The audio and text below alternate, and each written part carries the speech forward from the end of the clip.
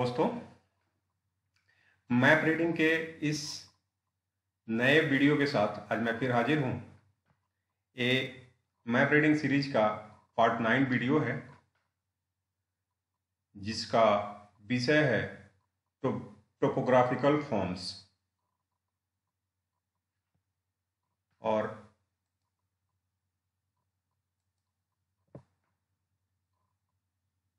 इस topographical form, जो कि एक बड़ा सब्जेक्ट है, उसके बारे में मैं पार्ट वाइज बताऊंगा, छोटे छोटे वीडियो बना के। तो इस सीरीज का ये टोपोग्राफिकल फॉर्म का पहला पार्ट है,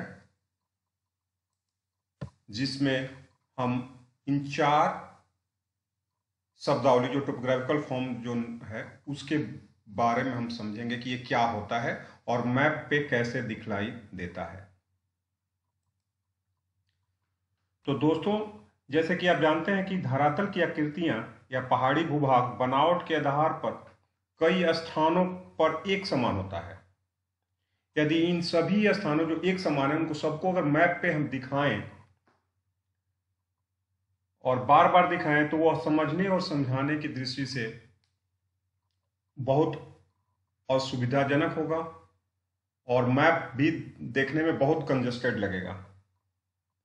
तो इससे बचने के लिए इन आकृतियों के लिए मैप रीडिंग में कुछ ऐसे नाम दिए हैं जिनसे इन आकृतियों का बनावट का सहज ज्ञान हो जाता है।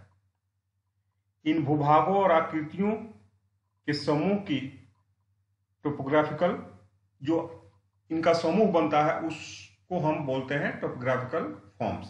यानी जितनी आकृतियां होती हैं, जो समूह बनता है, उसको हम टोपोग्राफिकल फॉर्म कहते हैं। तो टोपोग्राफिकल फॉर्म को हम क्या बोलेंगे?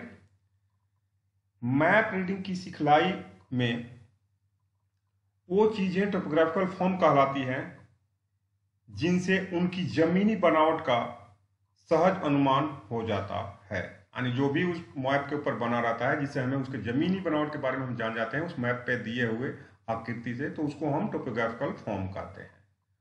तो इस वीडियो में हम इन जो 4 टोपोग्राफिकल फॉर्म है उसका डेफिनेशन जानेंगे और ये जानेंगे कि मैप पे इसको कैसे दिखाया जाता है। तो पहला है हिल, यानी पहाड़ी। व्हाट इज हिल? तो हिल को क्या, हिल किसको बोलते हैं? जमीन के उस उठे हुए भाग को पहाड़ी या हिल कहते हैं जिसकी ऊंचाई समुद्र से 3000 फीट से कम हो। यानी उठा तो है लेकिन उसकी हाइट उतनी नहीं है कि उसको हम पर्वत कहें, यानी 3000 से कम है, इसलिए हम उसको पहाड़ी कहते हैं। और जिसका 3000 से ऊपर होगा उसको हम क्या बोलते हैं? पर्वत, यानी माउंटेन बोलते हैं। तो समुद्र तल से उठा हुआ वो ऊंचाई का एरिया जिसकी हाइट 3000 से कम हो, उसको हम पहाड़ी कहते हैं, यानी हिल कहते हैं। और mountain, what is the mountain? जमीन का वह ऊंचा उठा हुआ भाग जिसकी ऊंचाई समुद्र से 3000 फीट से अधिक हो, उसे हम पर्वत कहते हैं, यानी माउंटेन कहते हैं। What is conical hill? Conical hill, देखिए, वह पहाड़ी जिसकी सभी ओर की ढलान एक जैसी हो, उसकी शक्ल नीचे से गोलाकार होती है, इसके देखने वाली कंटूर, इसको दिखाने वाले कंटूर लाइन मैप पर भी गोलाकार होती है, और आखिर में सबसे ऊंचे स्थान पर बिंदु की शक्ल में बदल जाती है। कोनिकल हिल आमतौर पर ज्वालामुखी वाले देशों में पाई जाती है। मैप के ऊपर इसे भूरे रंग के कंटूर लाइन से इस प्रकार से दिखाया जाता है। देखिए कैसे है, ऐसे ही दिखाया जाता है मैप पे। और जमीन पे आप देखें तो पहाड़ी कैसे रहेगी? ऐसे चारों ओर से एक जैसा ही ढलान रहेगा। इधर भी ऐसा ही है, ये 2 डायमेंशन इसलिए पता नहीं चला, ये चारों ओर से ऐसा ही रहेगा।